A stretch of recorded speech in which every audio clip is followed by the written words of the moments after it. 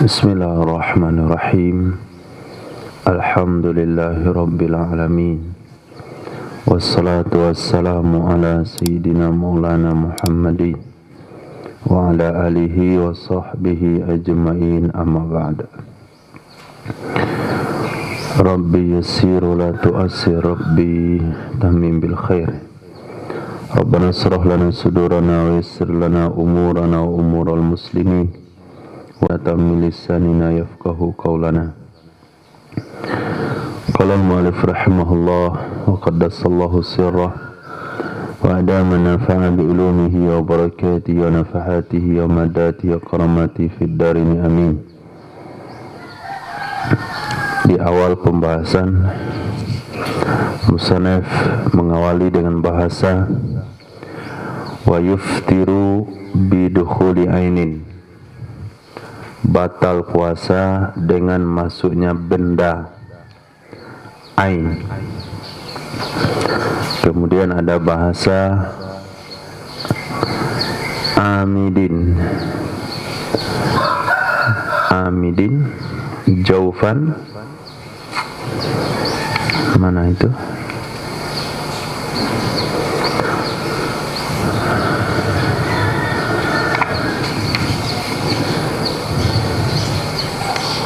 Al-amidu, al-alimu, al-mukhtaru. Nah, itu jauh di belakang.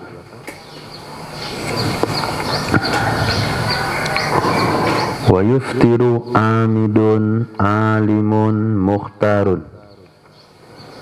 Jadi ada beberapa rangkaian yang dimulai di depan, itu akan diulas di sini. Pertama, wa kharaja bil aini al-asaru,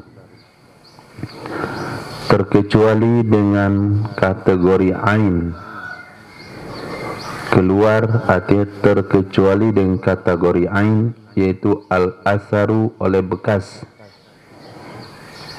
seperti wusulit ta'mi bidzauqi ila halqi, sampainya makanan dengan rasa ke tenggorokannya seseorang, sampainya makanan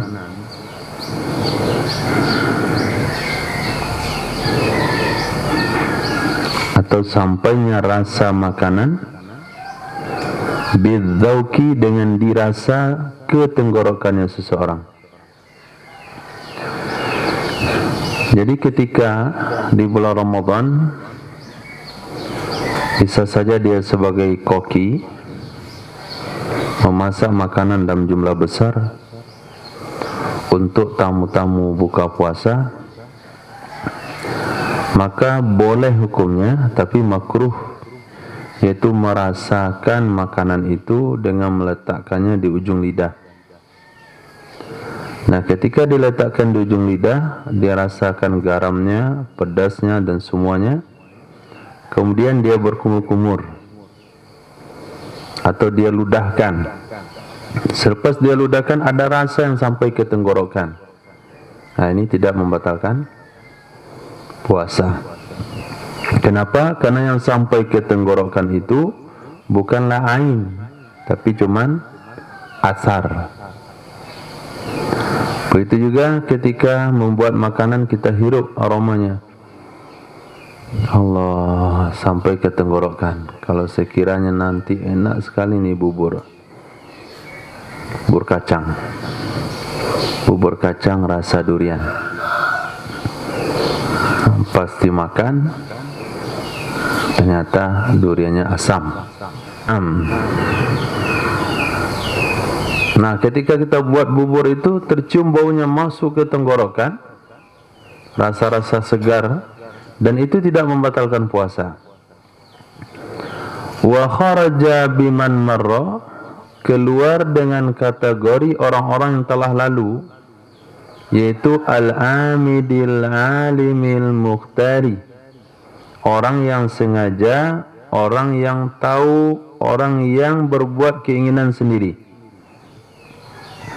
Jadi yang batal puasanya itu kalau dia sengaja makan, tahu makan batalkan puasa, dan dia makan atas dasar keinginannya, maka terkecualilah an-nasi lis-saumi, orang yang lupa akan puasa.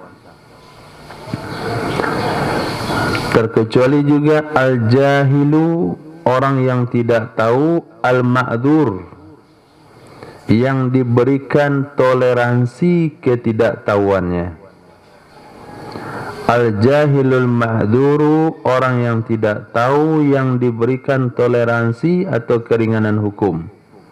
Tidak tahu dengan tahrimi isali syai'in ilal batin,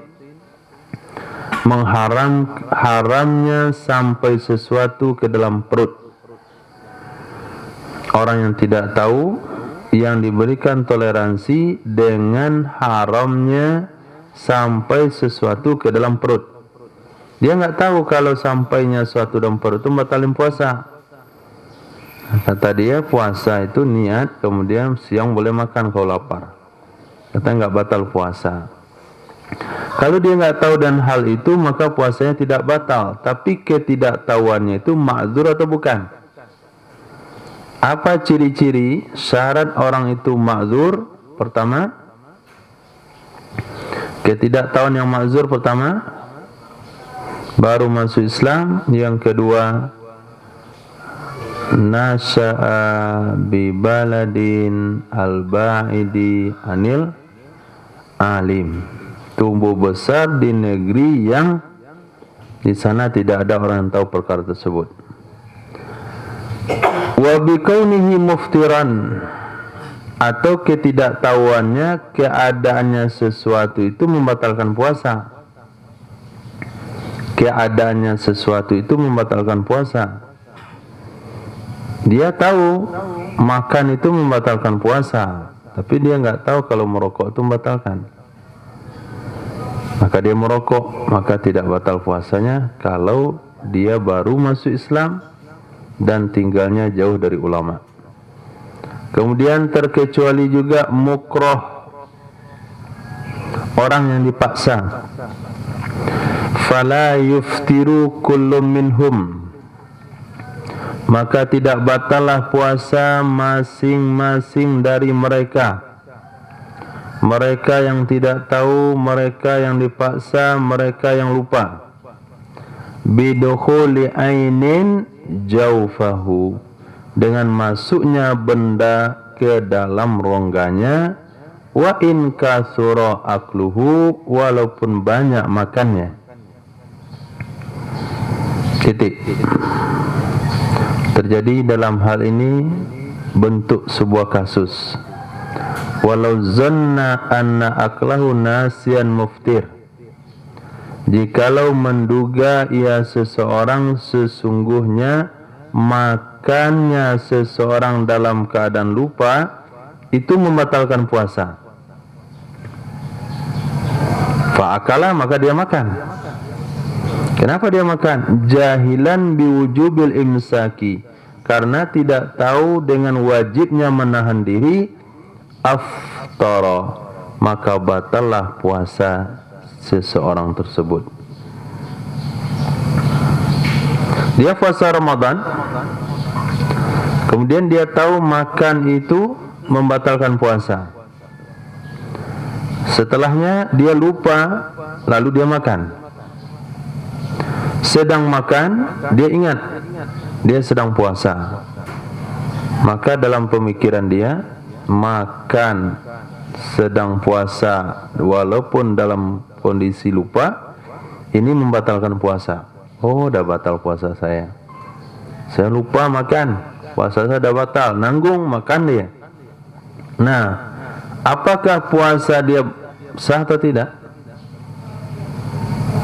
Hah? Tidak.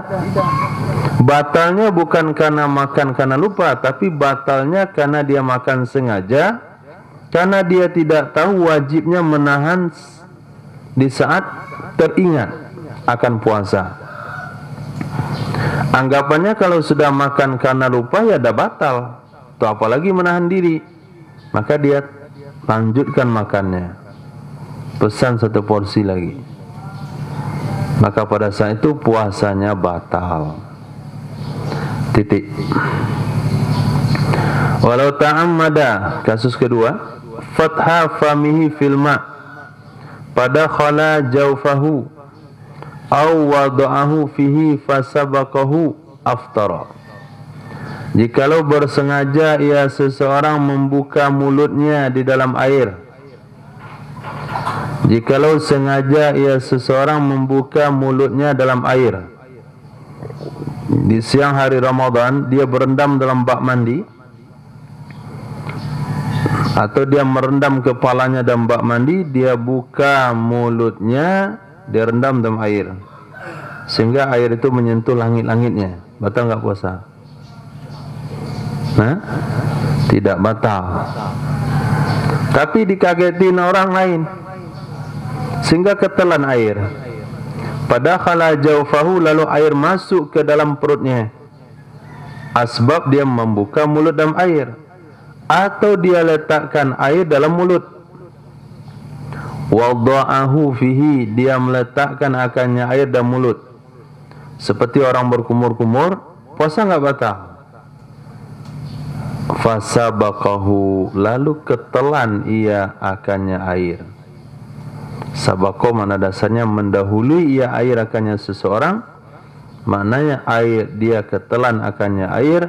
Aftara, maka puasanya batal. Batalnya bukan karena ketelan, batalnya bukan karena masuk air tanpa keinginannya, tapi batalnya asbab dia ceroboh atau sengaja di dalam membuat penyebabnya. Awada'a fi fihi syai'an amdan wa batalahu nasiyan falah, atau meletakkan ia seseorang di dalam mulutnya akan sesuatu, meletakkan ia seseorang di dalam mulutnya akan sesuatu, hal keadaan dia meletakkan sengaja dan ia menelannya lupa, fala, maka tidak batal puasanya. Puasanya tidak batal. Seperti orang yang hobi berburu tupai dengan senapan angin. Sebagian pemburu tupai itu di mana diletakkan peluru timahnya? Di mulut. Begini aja dia. Kira apaan? Ada pemburu timah situ. Suka tembak. Masih ada mulut. Kemudian ketelan peluru itu, fala, maka puasanya tidak batal. Maaf, bukan ketelan, dia telan karena lupa. Dia telan karena lupa. Beda sama dia letakkan air dalam mulut kemudian ketelan, maka puasanya batal. Tapi apabila letakkan sesuatu dalam mulut sengaja, dia telan karena lupa, maka tidak batal. Jadi kalau air batal, kalau sesuatu selain air tidak batal. Kenapa? Karena sesuatu itu tidak mungkin dia akan ketelan kecuali ditelan.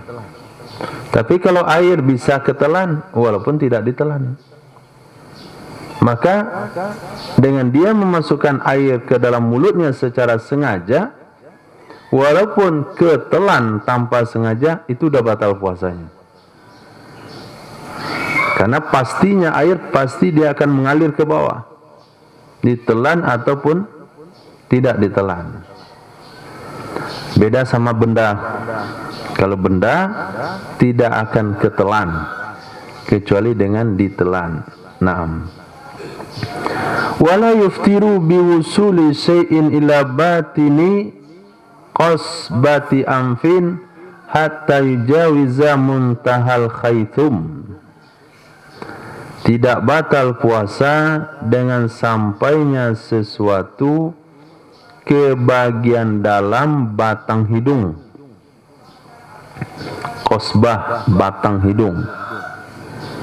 Arti dasar kosbah itu bambu.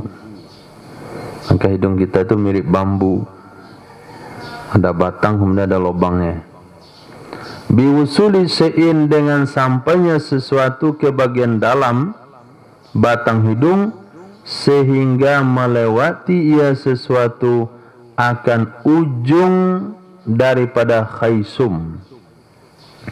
Apa itu ujung khaysum? Dia adalah aqsal amfi, bagian paling atas dari hidung.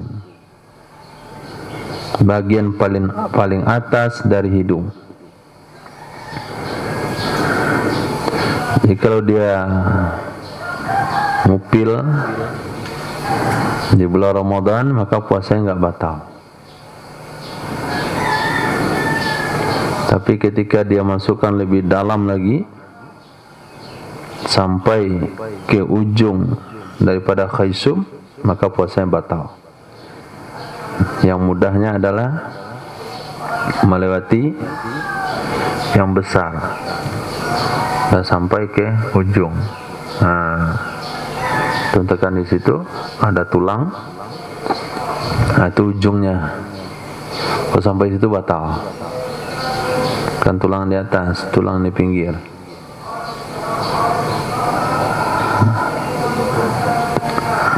Maka tengkorak itu lubangnya jajaran genjang, panjang di bawah, kecil di atas, segi empat. Jajaran genjang betul, prisma. Apa nama bangunan begini?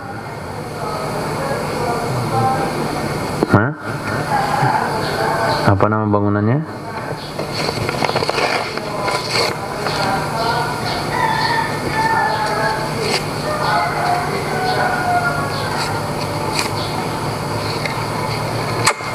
Mana? Ini lurus. Ini ada sisinya.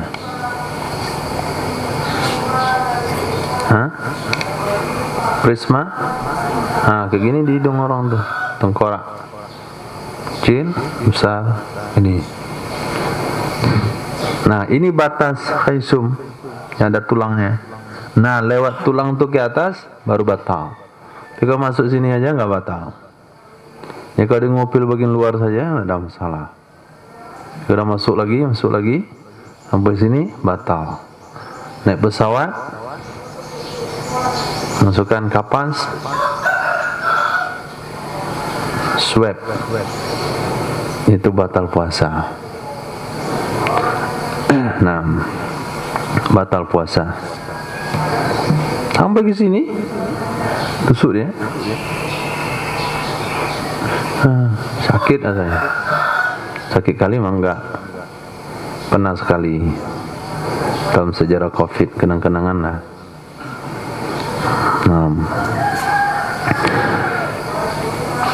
Itu disebut dengan muntahal khaysum.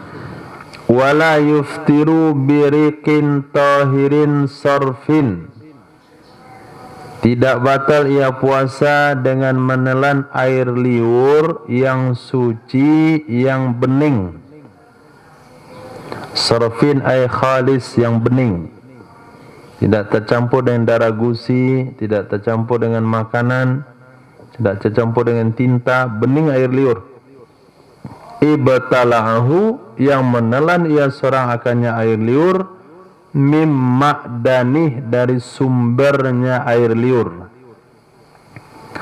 Mim ma'danihi, dari sumbernya air liur. Dianya sumber air liur adalah jami'ul fam, seluruh bagian mulut itu sumber air liur. Seluruh bagian mulut itu sumbernya air liur. Ini termasuk perkara ajaib. Air liur itu keluar dari mana?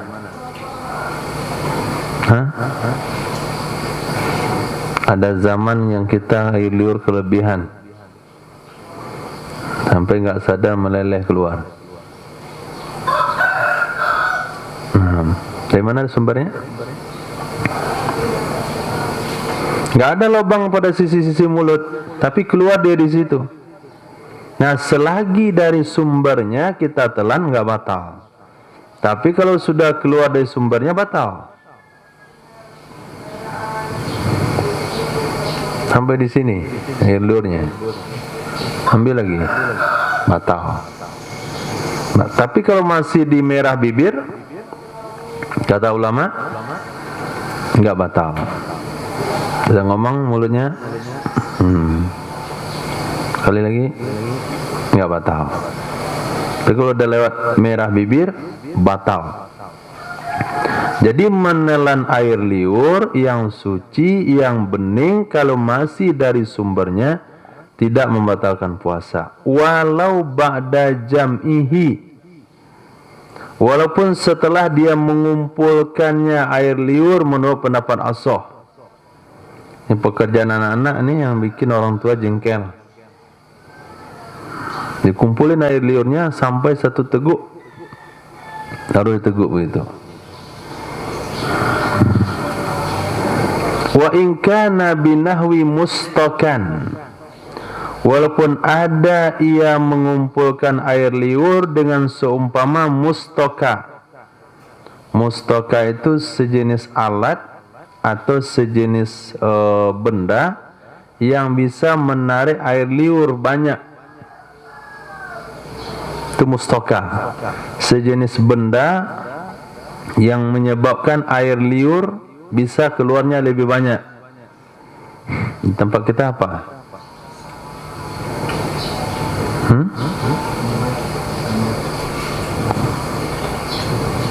Bukan dimasukkan ke mulut. Dia nggak dimasukkan ke mulut, hanya dipancing di luar. Asam. Lihat orang makan mangga muda.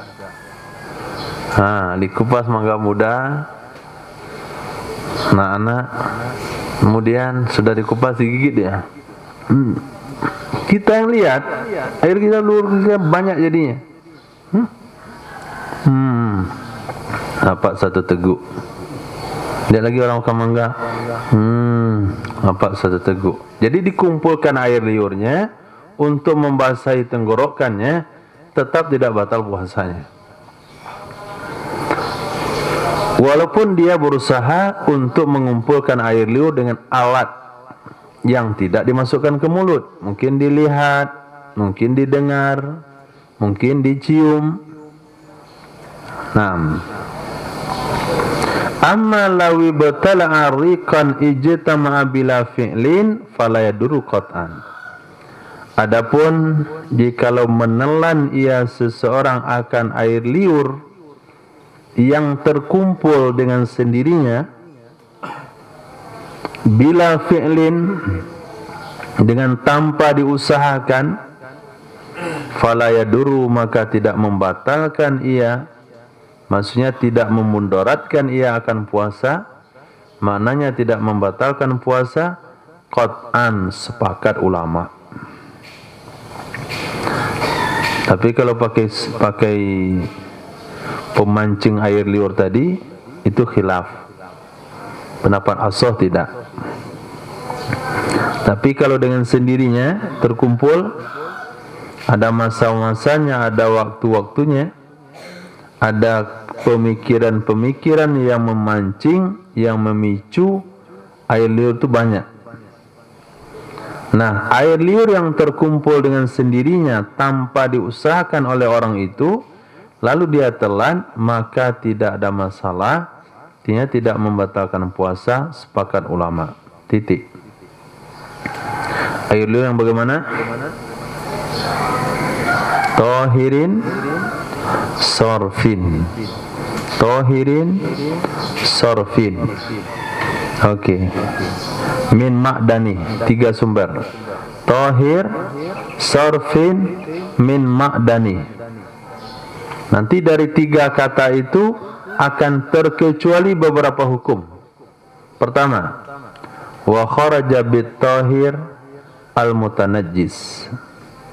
Terkecuali dengan air liur yang bersih, air liur yang suci, yaitu mutanajjis, air liur yang terkontaminasi najis dengan seumpama darah gusinya.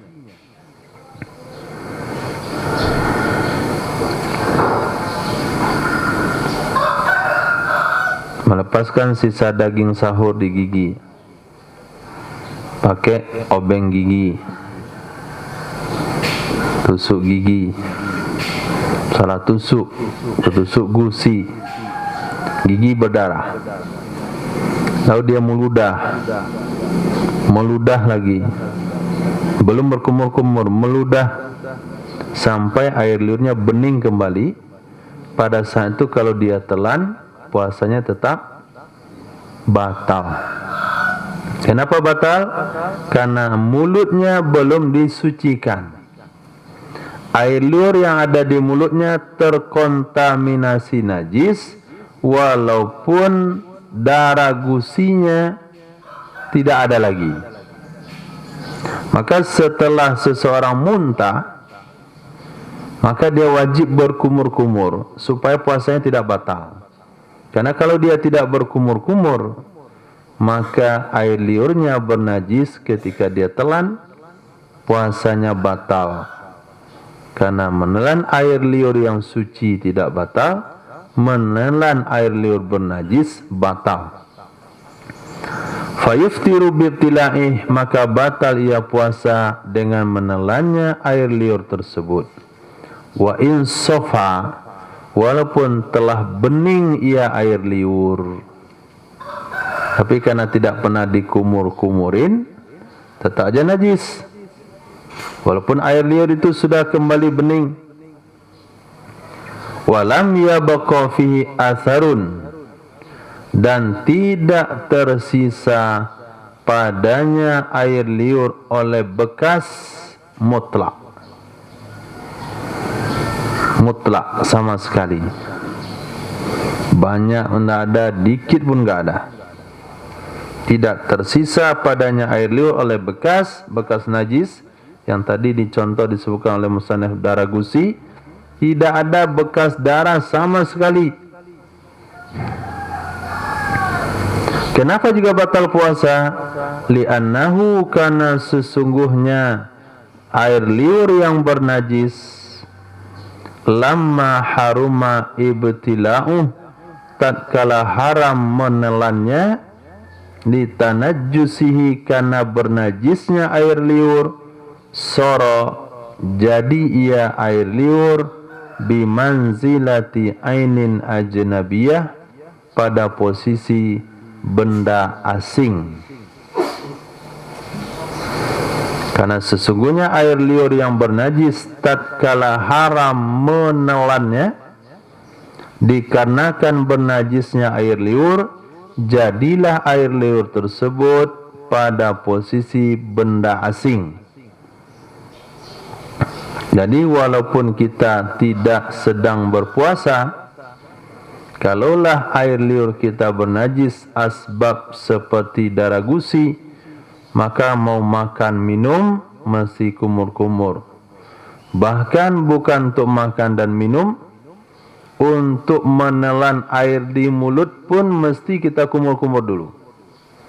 Kalau tidak, setiap kali kita telan air liur, kita memakan benda haram. Kita akan makan benda haram. Karena haram ditelan air liur bernajis itu, maka sama hukumnya dengan benda luar. Berarti orang itu telah menelan benda ajnabi, maka batallah puasanya. Dan dalam adab baca Quran juga ulama memfatwakan haram hukumnya liur yang terkena darah gusi. Qala Syekhuna, berkata Syekhuna Ibnu Hajar Al-Haytami, wa yazharul afwu amman ibtuliya bidami lathati bihaitsu la yumkinuhu al-ihtiradu anhu. Jelaslah dimaafkan untuk orang-orang yang diberi cobaan oleh Allah dengan berdarah gusinya, bidami lassatihi dengan berdarah gusinya, bihaisu dengan sekiranya la yumkinuhu tidak memungkinkan akannya seseorang oleh menjaga diri atau menghindar darinya gusi berdarah. Ini orang yang dapat cobaan begitu. Jadi dari detik-detik yang dilewati dalam kehidupan itu enggak pernah gusinya enggak berdarah. Dia makan pisang berdarah, makan nasi berdarah, kemudian dia ngomong pun berdarah. Gusinya itu mudah berdarahnya. Disebut ubutulia, diberikan cobaan dengan berdarah gusi, disebut dengan bala. Itu kalau enggak ada waktu kosong tadi darah gusi. Tapi kalau sekali 1 jam berdarah gusinya, itu enggak dianggap ubtilia, wajib dia kumur-kumur.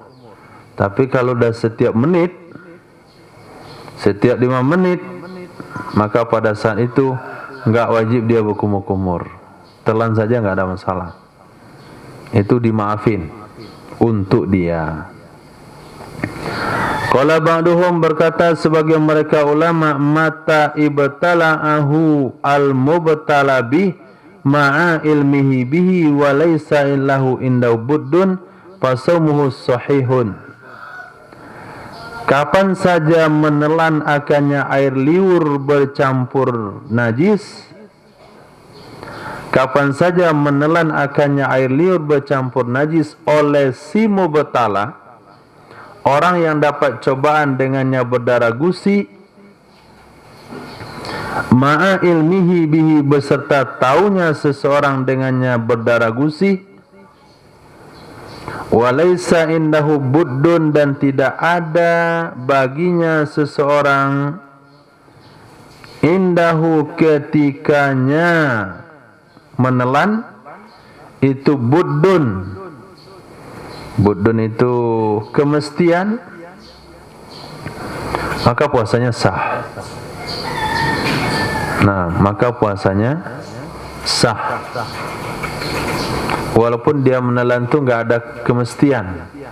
Dia di luar. Dia sedang di luar, dia sedang di jalan. Dia sedang di luar, dia sedang di jalan. Kemudian gusinya terasa berdarah. Kalau ketika dia ludahkan pun gampang, tapi dia telan.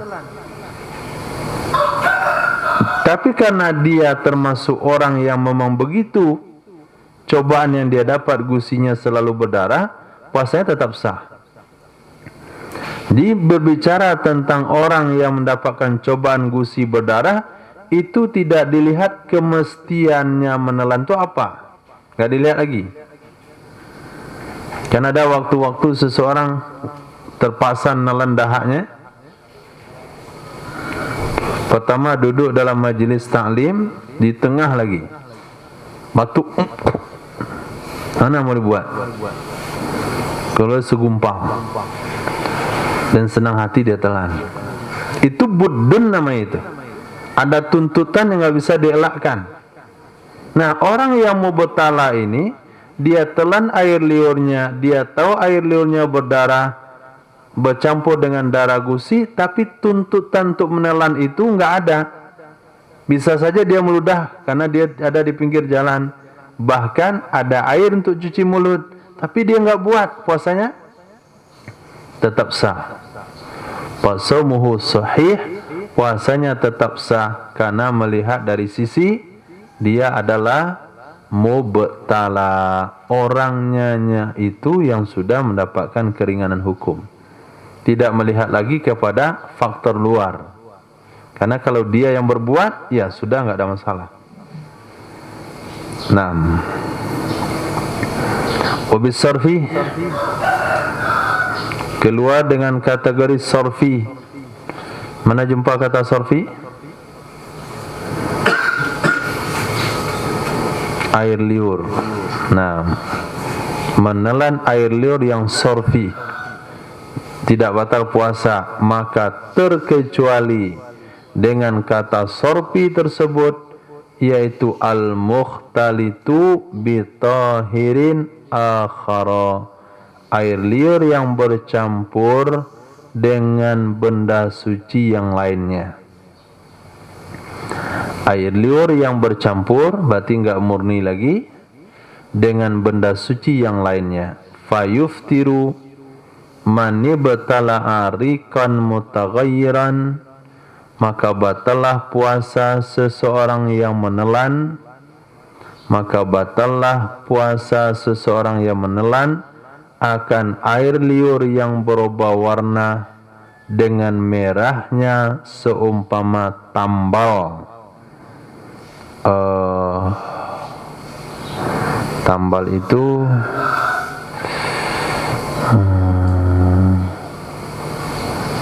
bahasa kitanya pewarna kain, wantek, dengan merahnya seumpama wantek. Seseorang batalah puasa seseorang yang menelan air liur yang berubah warna dengan merah dari seumpama wantek.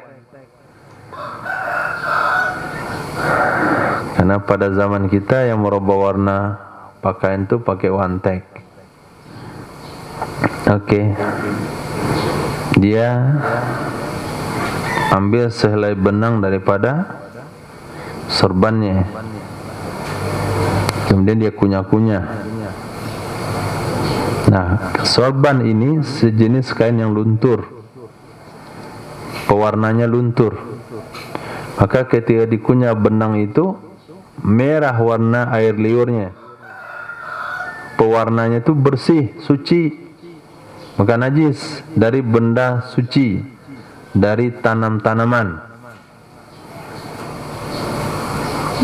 Tapi karena air liur itu sudah berubah warna, tidak lagi murni, sudah bercampur walaupun dengan benda suci, maka hukum menelannya jadi batal. Wa in ta'assara izalatuha, walaupun sulit menghilangkannya, walaupun sulit menghilangkannya. Makan buah naga. Mana air liur? Merah. Makan buah naga. Dia waktu sahur dia kemakan naga asli. Artinya buah naga yang ketahanan warnanya itu sampai 1 jam gak hilang-hilang dari air liur. Kalau sudah makan buah naga itu asli ori, maka pada saat pagi dia harus meludah terus, ludah sampai air liurnya bening. Nah, dia bahasa kitabnya wa in ta'assara idzalatuha, walaupun sulit menghilangkannya warna, tetap tidak boleh dia telan, batal puasanya. Wa bisibri khaitin fatalahu bifamih, atau berubah air liurnya dengan celupan benang yang dia pintal-pintal akannya dengan mulutnya. Bisibri khaitin, dengan celupan benang, fatalahu yang ia memintal-mintalnya dengan mulutnya. Memintal maksudnya bukan memintal benang, tapi menggigit-gigit kain. Ada sikap perilaku yang kadangkala kita tidak sadar karena menyaksikan sesuatu, akhirnya biasanya sama anak-anak apa yang ada di tangan sudah digigit. Ekor sorban, kunyah-kunyahnya, nggak sadar. Ternyata sorbannya itu luntur. Nah, merah yang menyebabkan air mulutnya air liurnya berubah, itu kalau ditelan batal puasa. Bukan karena najisnya, tapi dari segi sorfi.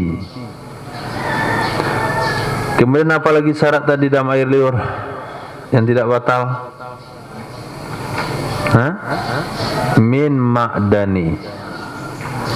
Air liur yang tidak batal itu kalau kita telan dari sumbernya, maka terkecuali bimin ma'dani.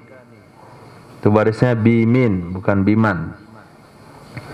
Bimin ma'dani, terkecuali dengan kalimat min ma'dani, dari sumbernya air liur, ma sesuatu idza kharaja minal fami, apabila keluar ia air liur dari mulut.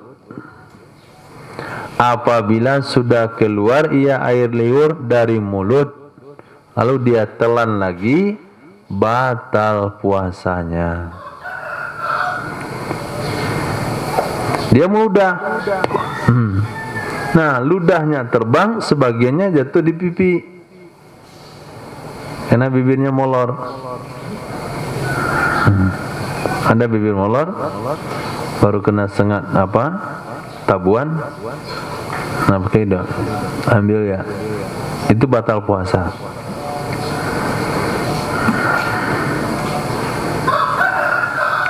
La ala lisani, tidak batal kalau keluar air liur itu lewat lidahnya.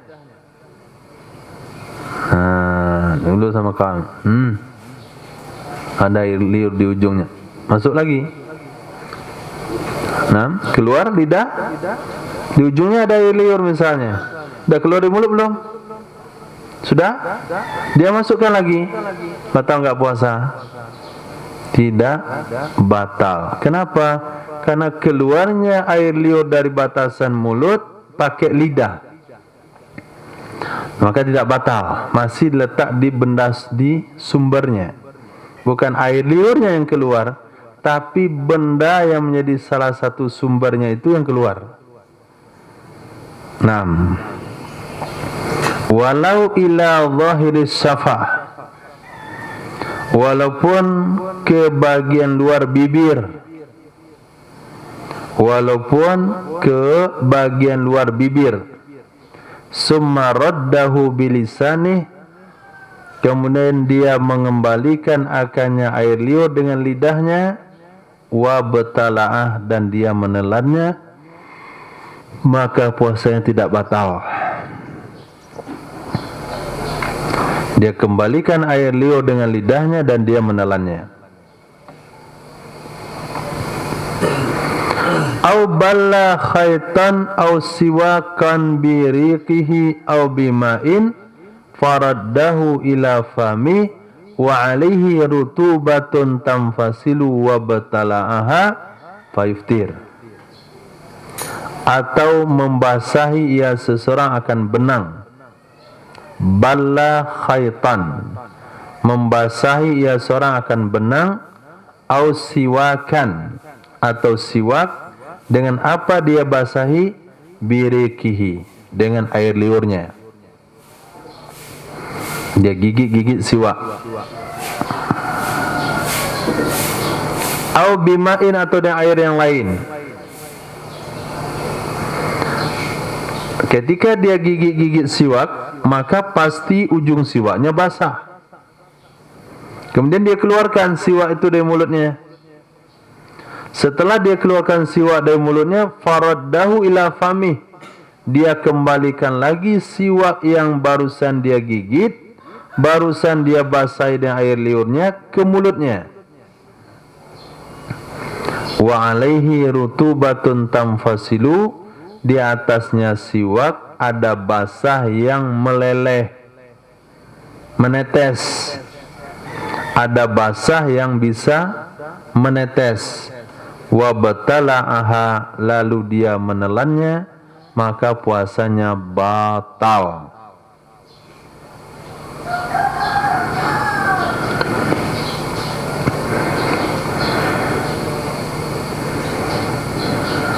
Ya, ada benang.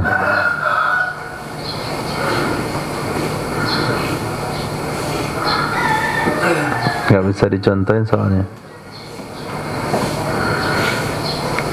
Antum bayangin saja siwak. Siwak digigit, kunyah-kunyah, dihisap, gigit, kunyah, hisap.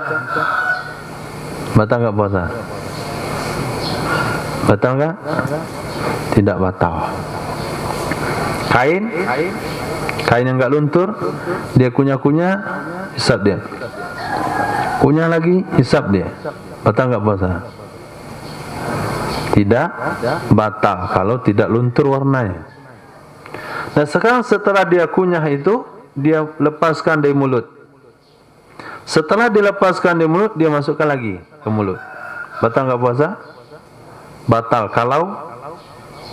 kalau sekiranya diperas basah yang ada di kain itu, dia netes. Kalau diperas ujung siwak itu dia netes, batal puasa. Tapi setelah siwak dia basahi dengan air keran. Kamu bersiwak itu?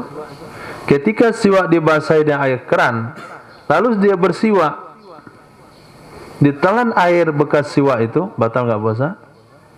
Batal. Tapi kalau siwak dibasahi dengan air keran, lalu dia peras, setelah diperas airnya nggak ada lagi netes, ujung siwak basah nggak? Lambo nggak basah? Nah, lambo bukan basah. Tapi diperas lagi, nggak ada airnya. Basahnya ada? Diperas nggak netes, dimasukkan ke mulut. Ketika dia bersiwak, dia telan airnya itu, batal nggak puasa? Tidak batal. Karena syaratnya batal apa? Wa alaihi rutubatun tanfasil. Di atasnya benda itu ada basah yang netes. Naam, ketika diperas. Bi khilafi ma law lam yakun alal khayti ma yanfasilu. Dengan sebaliknya enggak batal jikalau tidak ada di atas benang sesuatu yang menetes. Benang itu contoh, tapi yang kejadian yang dialami itu siwak. Nah, dengan sebalik, jikalau tidak ada di atas benang atau siwak sesuatu yang menetes, likillati, karena sedikitnya air, atau li asrih, karena sudah diperasnya, sudah diperas baru dimasukkan ke mulut, au li jafafi, atau karena sudah keringnya.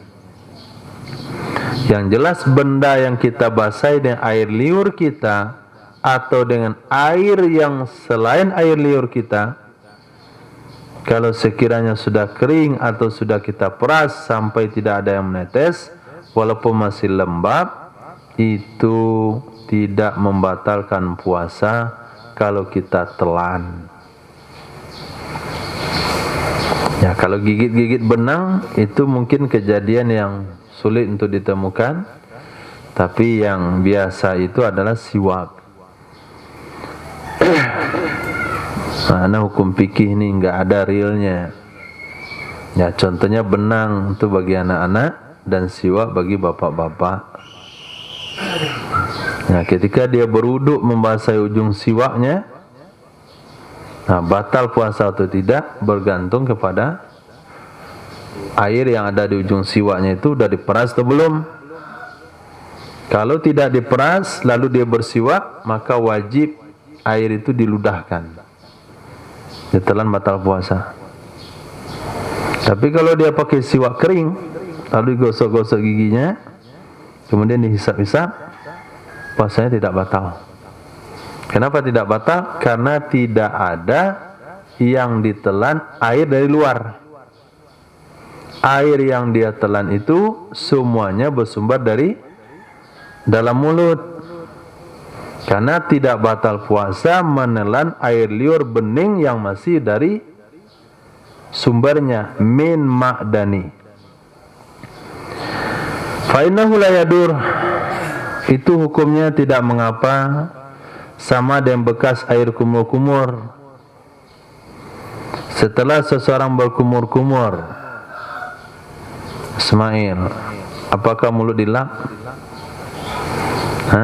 Dihanduk nggak mulut setelah kumur? Nggak ada orang handuk mulut. Kalau tidak ada, berarti bekas air kumur-kumur itu pasti ada sisanya di mulut. Nah, lepas itu ditelan, bukan disisain ya. Kalau disisain batal. Ini sisanya, maka batal, maka tidak batal puasa kalau ditelan. Wa in kana majjuhu, walaupun memungkinkan meludahkannya. Bisa saja selesai kumur-kumur itu kita meludah-ludah dulu. Li usri taharruzian, karena sulit menghindar darinya. Siapa yang berkumur-kumur yang tidak menyisakan air kumur-kumur di mulutnya? Pasti semua orang. Dan tidak dibebankan tansiful fami'an, menghanduk mulut, melap mulut darinya air kumur-kumur. Tidak dibebankan seseorang dalam syariat melap mulut darinya air kumur-kumur, enggak dibebankan. Ini karena kamu puasa Ramadan, jadi kalau kumur-kumur selesai wudu, kumur-kumur sebelum berwudu, maka mulut disunahkan untuk dilap. Nggak ada hukumnya. Yang ada lap mulut itu hanya bagian luar selesai makan. Nggak ada bahasa lap mulut untuk ke dalam, itu nggak ada. Titik. Far'un, law baqiya ta'amun baina asnanihi fajara bihi rikuhu bitab'ihi la biqasdi lam yuftir in ajaza an tamyizihi wa majjihi. Jikalau tersisa makanan antara celah-celah giginya seseorang, jikalau tersisa makanan di celah-celah giginya seseorang, fajara bihi, maka terbawa dengannya makanan, jaro mengalir dengannya makanan atau terbawa dengannya makanan oleh air liurnya seseorang, bitab'ih, dengan tabiatnya, dengan kebiasaannya, bukan dengan tujuannya. Bukan dengan tujuannya. Lam yuftir, maka tidak batal ia puasa jika tidak mampu ia seseorang dari membedakannya makanan dan meludahkannya. Selesai makan sahur, dia tidak gosok gigi, maka bisa dipastikan di celah-celah giginya akan ada sisa-sisa makanan, baik nasi ataupun lauk pauk, dalam ukuran yang sangat kecil.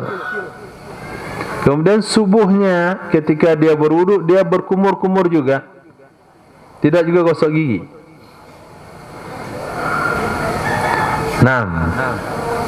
Lalu makanan yang ada sisanya di celah-celah gigi itu tertelan dengan air liur. Tertelan dengan air liur bukan disengaja. Kalau sengaja bunyi, telan dia. Itu sengaja itu. Ini dia ngomong biasa, bicara biasa, tanpa disadarkan sisa makanan itu tertelan. Mana buktinya tertelan? Ketika selesai seseorang makan, kemudian bercermin, dia di gigi. Apa yang nampak di gigi? Kemudian tunggu 2 jam setelahnya. Setelah dia bicara, setelah dia ngomong, lihat lagi makanan itu, ada enggak? Masih ada. sebagian besar sudah hilang. Kemana itu? Ketelan pastinya. Ada seseorang tuh merasa menelan selama dia bicara? Enggak ada. Bitobeih. Begitu jadinya sendiri, dengan sendirinya begitu. Kalau begitu enggak batal puasanya. Kalau dia tidak mampu membedakannya. Ada juga sambil ngomong, lepas daging di giginya, nampak terasa keras. Itu bisa dibedakan berarti. Wajib diludahkan. Nah, atau bisa diludahkan, bisa dibedakan, cuma nggak mampu lagi diludahkan karena ketelannya lebih cepat. Nah, maka tidak batal puasanya. Wa in tarakat takhallula lailan ma'a ilmihi bi baqaih, walaupun seseorang tersebut meninggalkan menyela-nyelangi gigi pada malam hari serta taunya seseorang dengan sisanya makanan, dan mengalir air liurnya seseorang dengannya sisa makanan di siang hari. Walaupun orang itu meninggalkan takhallul, menyela-nyelangi gigi, lailan di malam hari setelah makan sahur, serta taunya seseorang dengan sisanya makanan ada di giginya, bukan tahu nggak tahu, pasti sisa makanan ada di gigi, dan taunya juga seseorang akan mengalir air liurnya seseorang dengan makanan itu nantinya di siang hari.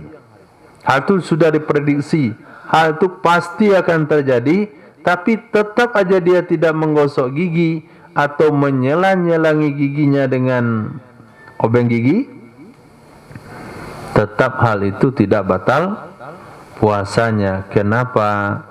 Li'annahu innama yukhatabu bihima in qadara alaihima halas saumi. Hanya saja dituntut ia seseorang dengan kedua-duanya, tamyiz dan meludahkan, kalau dia mampu di atas kedua-duanya ketika puasa. Malam kan belum waktunya. Sebelum terbit fajar kan dia enggak dituntut membersihkan giginya. Waktu dia membersihkan giginya itu dia dituntut ketika fajar sudah terbit. Nah, ketika fajar sudah terbit, karena sisa makanan sudah mulai mengembang dan melunak, sehingga ketelan terbawa air liur, tidak salah dia. Itu hukum fikihnya. Hukum batal enggak batalnya. Akan tetapi hukum sunnahnya yuta'akkadu takhallulu ba'da tasahuri, ditekankan menyela-nyelangi gigi setelah makan sahur. Ditekankan menyela-nyelangi gigi setelah makan sahur. Walaupun Anda tidak sempat gosok gigi, karena gosok gigi mesti ke kamar mandi, minimal melakukan takhallul, menyela-nyelangi gigi. Maka rumah makan yang sesuai dengan sunnah itu ya padang. Nah, karena setiap rumah makannya pasti ada tusuk giginya. Enggak sah kalau enggak ada tusuk giginya. Enggak jadi rumah makan padang kalau tusuk gigi enggak ada. Yang kedua, harus ada teh gula dikit. Nah, itu. Tapi kalau nggak pakai gula itu rumah makan Sunda. Tapi kalau kasih gula dikit, hangat-hangat dikit, nah nggak bayar, gratis. Ada yang lebih bagus lagi, agak lebih manis. Ini teh manis enggak, gratis, enggak bayar.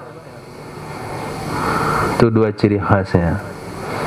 Ciri khas yang ketiga sebetulnya adalah sapu tangan. Yang hari ini diganti dengan tisu, alhamdulillah, serbet. Nah,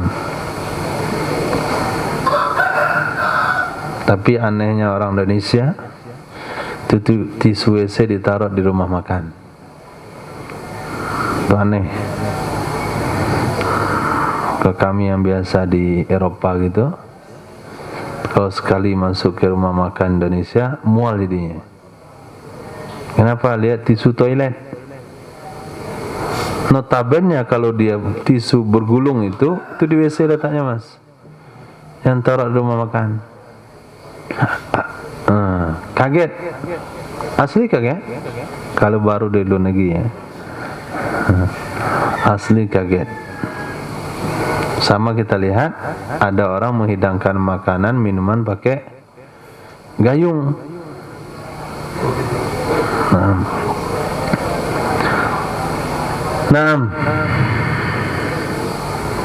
Jadi sunnah hukumnya menyela-nyelangi gigi. Bahkan ulama berpendapat kalau seseorang menyela-nyelangi gigi tidak gosok gigi, atau gosok gigi tidak menyela-nyelangi gigi, mana yang lebih bagus? Pendapat sebagian ulama, menyela-nyela gigi lebih bagus daripada bersiwak. Siwak enggak memastikan untuk hilangnya sisa makanan, tapi kalau disela-selangi itu pasti kesasaran. Titik. Amma idza lam ya'jaz, adapun apabila tidak lemah ya seseorang. Lemah itu tidak mampu. Kalau tidak mampu, berarti dia mampu. Mampu dia menelan, membuangnya, mampu dia memisahkannya, tapi dia telan juga, sayang. Dendeng besar lagi potongannya. Dendeng sahur mana nih? Harusnya dia simpan untuk nanti. Masukkan nanti tisu dulu. Untuk buka dan begitu kalau sayang. Tapi dia kunyah. Dan dia bisa dibedakan nih, ada ganjalan di mulut dia, benda gitu kan, bisa tamyiz. Kemudian mampu dia mentamyiz, mampu dia ludahkan, tapi dia telan, maka batal puasanya. Atau ibtala'ahu qasdan, dia menelannya secara bermaksud. Menelannya secara bermaksud, sengaja dia tidak gosok gigi, kemudian pagi-pagi sengaja dia hisap-hisap giginya. Apa dikit. Memang nggak bisa ditelan, memang nggak bisa dibedakan. Tapi dengan dihisap-hisap begitu, ada rasa-rasa yang dia rasakan. Itu yang dinikmati. Qasdan, ada unsur kesengajaan. Fa'innahu muftir jazman, sesungguhnya hal itu membatalkan puasa, sepakat ulama. Wa qawlu ba'dihim, perkataan sebagian mereka ulama, yajibu ghuslul fami mimma akala lailan wa ila aftara, wajib mencuci mulut dari apa yang seseorang makan di malam hari. Yajibu ghuslul fami, wajib mencuci mulut, mimma akala, dari sesuatu yang dia makan di malam hari. Wa illa, jika dia tidak cuci mulutnya di malam hari, aftara, batal puasanya. Raddahu syekhuna, pendapat itu membantah akannya oleh Syekhuna Ibnu Hajar Al-Haytami. Kata beliau, salah itu, enggak benar. Titik. Wala yuftiru bisabki ma'in jawfa mughtasilin an nahwi janabatin, tidak membatalkan puasa dengan ketelan air, terlanjur air ke dalam rongga orang mandi dari seumpama janabah. Tidak membatalkan puasa dengan terlanjur air masuk ke dalam rongga orang yang mandi. Apakah air terhirup masuklah hidung, atau mandi akhirnya air masuk ke lubang telinga, maka puasanya tidak batal. Kalau mandinya itu mandi wajib. Nah, kalau mandinya mandi wajib, seumpama junub, haid, nifas. Syarat yang kedua, idza kanal iktisal bila inghimas, apabila adalah mandinya dengan tidak menyelam dalam air.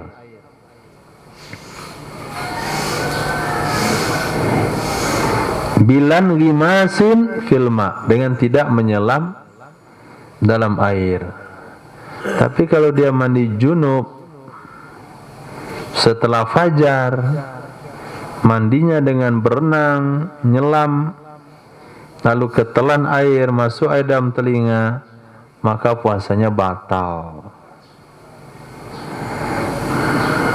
Batal puasanya. Tapi kalau dia guyur air ke badannya, mandi pakai shower, mandi pakai gayung, tidak memasukkan badan ke dalam air, asbab mandi wajib itu ada air yang masuk ke telinganya, puasanya tidak batal. Falau wasala udhunaihi fil janabah, jikalau mencuci ya seseorang akan dua telinganya seseorang di dalam proses mandi janabah, maka terdahulu air maksudnya terlanjur air masuk min ihdahima, dari salah satu keduanya dua telinga, li jaufih, ke rongganya seseorang. Rongga apa itu? Rongga apa? Ya, rongga telinga. Kalau telinga, lam yuftir, tidak batal ia puasa. Wa in amkanahu imalatu ra'sih, walaupun memungkinkan akannya seseorang oleh memiringkan kepalanya. Bisa dia miringkan kepala ketika mandi, maka disarankan ketika mandi janabah setelah fajar Ramadan atau setelah fajar hari puasa, itu ketika nyiram telinga, masukkan telunjuk ke lubang telinga baru mandi. Maksudnya mau cuci telinga kanan, masukkan telunjuk, ini siram. Nah, sini masukkan telunjuk baru siram. Yang ini siramnya, cuci ini ya masuk dia ke dalam. Walaupun kata ulama tidak batal, tapi kan kita was-was. Masuknya itu karena unsur kesengajaan.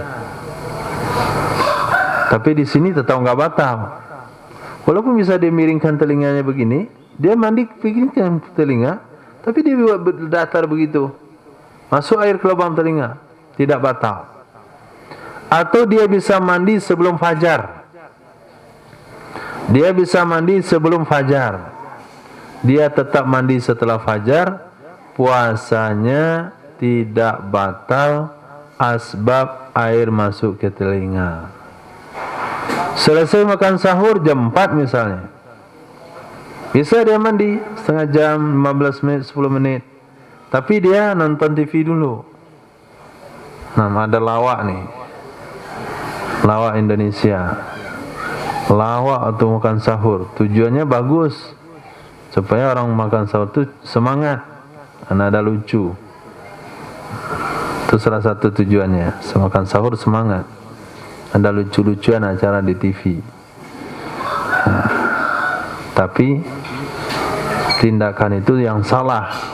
Di waktu yang istijabah doa, umat mestinya khusyuk, tapi dibuat tertawa. Nah, sebagaimana apabila terlanjur air ke bagian dalam, limubalaghati fi waslil famil mutanajjis. Terlanjur air ke bagian dalam, artinya bagian dalam perut, karena berlebihan dalam nyuci mulut yang bernajis, karena wajibnya berlebihan dalam menyuci mulut yang bernajis. Masya Allah. Diinformasikan sama dia, tadi yang kamu makan sahur itu dendeng babi. Astagfirullah, maafkan saya, sekira kamu halal makan babi, kata kawannya. Akhirnya lepas subuh tu sibuk dia menyamak mulut. Antum bayangkan kau menyamak mulut tu. Ambil air tanah, masuk kumur-kumur, kemudian disiram pakai keran. Ketelan. Batal enggak puasa? Tidak batal. Kenapa tidak batal? Liwujubi. Nah, karena wajib. Liwujubiha, karena wajibnya mubalaghah soal najis. Najis itu tidak ada toleransi. Bi khilafima, dengan sebalik apabila mandi ya seseorang munghamisan, keadaan dia nyelam. Dia mandi nyunduk, tinggal terjun ke kolam renang, selesai. Akhirnya masuk air ke bagian dalam telinga atau bagian dalam hidung, fa innahu yuftir, maka sesungguhnya itu membatalkan puasa, walaupun untuk mandi wajib. Kenapa haram? Kenapa batal puasa? Likarahatil inghimas, karena makruh hukumnya menyelam mandi bagi orang yang puasa. Menyelam artinya menyelam mandi bagi orang yang puasa.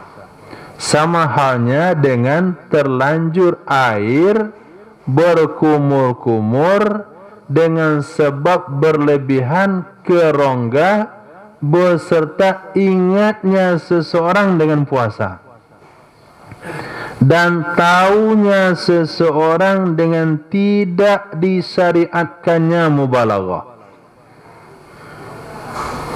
Mulutnya tidak bernajis, cuman dia berwuduk dengan berkumur-kumur.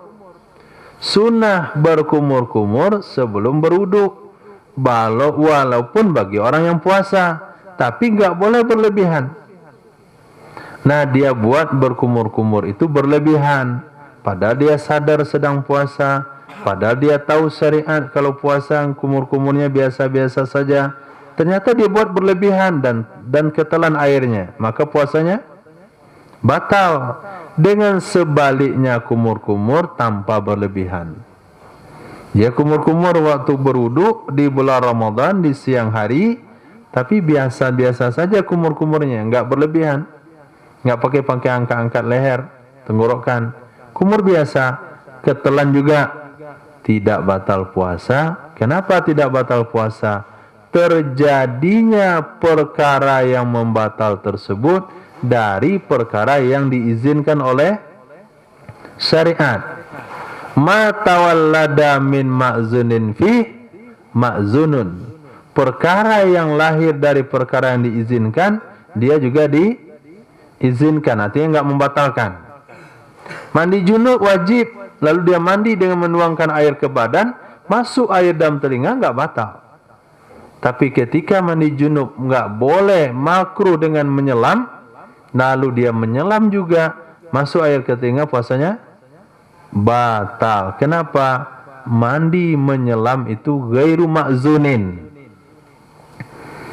Wa kharaja biqauli an-nahwi janabatin, terkecuali dengan perkataan saya, kata musannaf, mandi untuk seumpama janabah, maka terkecualilah mandi sunnah dan mandi mencari kesejukan, tabarrud, wuslut tabarrud, mandi mencari kesejukan, fayuftiru, maka batal ia puasa dengan ketelan atau telanjur air masuk padanya mandi, walaupun dengan tidak menyelam. Wallahu a'lam. Subhanallah wa bihamdihi, subhanaka wa bihamdika, asyhadu an la ilaha illa anta, astaghfiruka wa atubu ilaik. Subhanaka rabbil izzati amma yasifun, salamun alal mursalin, walhamdulillahi rabbil alamin.